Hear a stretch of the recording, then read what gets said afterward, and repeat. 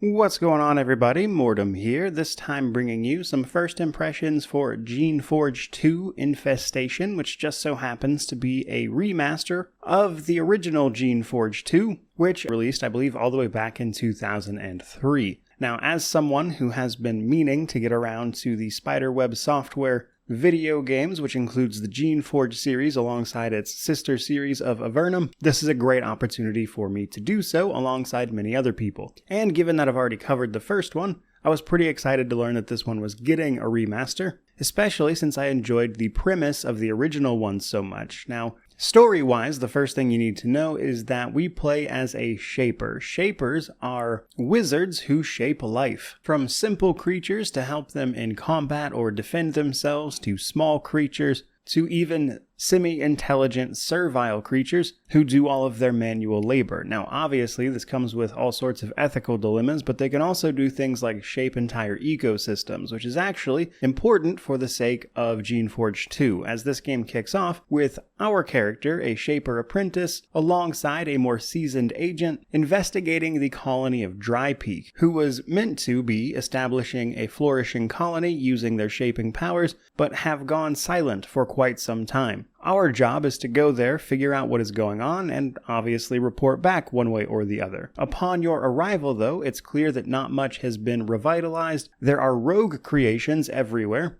and the people you run into are acting quite strangely. So all is not well, and this quickly leads us to an investigation of sorts that's going to see us taking sides, choosing what we think is right, which obviously relates to the first game a bit. Now, I know a little more than that about the story, but that's probably a good place to leave it for now, at least for an impressions video. But one thing I really enjoy about these games, and the thing I think they do really, really well, is simply exploring the ethical dilemmas around people creating life from nothing. Because sure, shaping an ecology is one thing, bringing life back to desert areas, for instance, but creating humanoid creatures purely for manual labor that are effectively kept as slaves is quite another. When you fire up a new game, though, you're going to be looking at, I would say, two forms of difficulty. For starters, what character you pick, and then secondly, your actual difficulty. So when you create a character, you're really picking more of a template than anything else. A shaper, a guardian, or an agent. These represent the main playstyles, and they will affect your starting skills alongside how easy or hard it is to level up certain types of skills, such as magic or combat-oriented stuff. The default option is of course just your basic shaper, which is all about magic and your creations, as your party in this game consists of your creations, or at least to the limit of your abilities.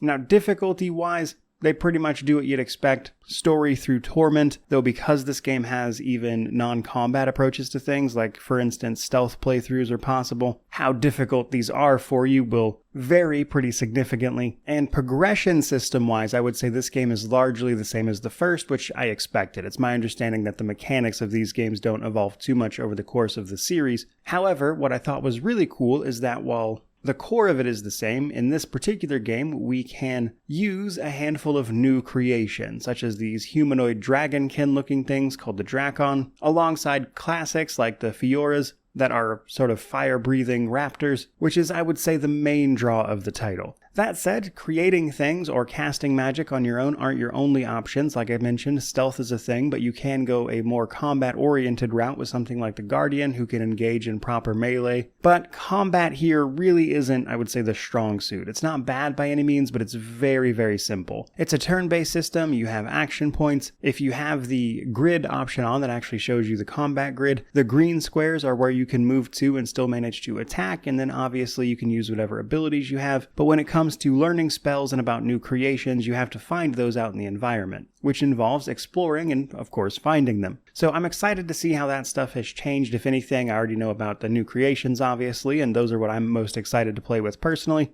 But I'm looking forward to finding out if there are expansions anywhere else. But realistically, as I mentioned, the story is the big draw here. I believe there are 4 different factions you can join in this one, which leads to a lot of options and endings, alongside just simply the different ways to approach the game. All of that I'm excited to dive into, and of course compare to the original's remaster. That's pretty much going to do it for this first impressions video, but this one is going to take me a little while as there is some stuff this weekend I have to do that I can't talk about just yet, but you'll see next week, which is definitely going to slow me down a bit for this particular review. And I probably should have mentioned it at the beginning, but I didn't get a review copy for this one. I did not make a request for one. As Geneforge is made by a very small company, Spiderweb Software is effectively just one guy, Jeff Vogel, and in a case like that, I would much rather just pay for the game, which is what I did. Either way though, hard to say right this minute exactly when I will have this done, but it is the next title up on my list. That should pretty much do it for today, however, so I certainly hope you enjoyed this video and this quick look at the title, because at least for me, it kind of feels like I haven't jumped into a properly old isometric CRPG in quite a while, so I'm genuinely looking forward to running through this one. With all that in mind though, do let me know down below how you feel about this particular title, which of course means to like, comment, subscribe, all the YouTube jazz, but regardless of any of that, truly just thank you so much for watching. I really do appreciate it. May you wander in wisdom and have an amazing day.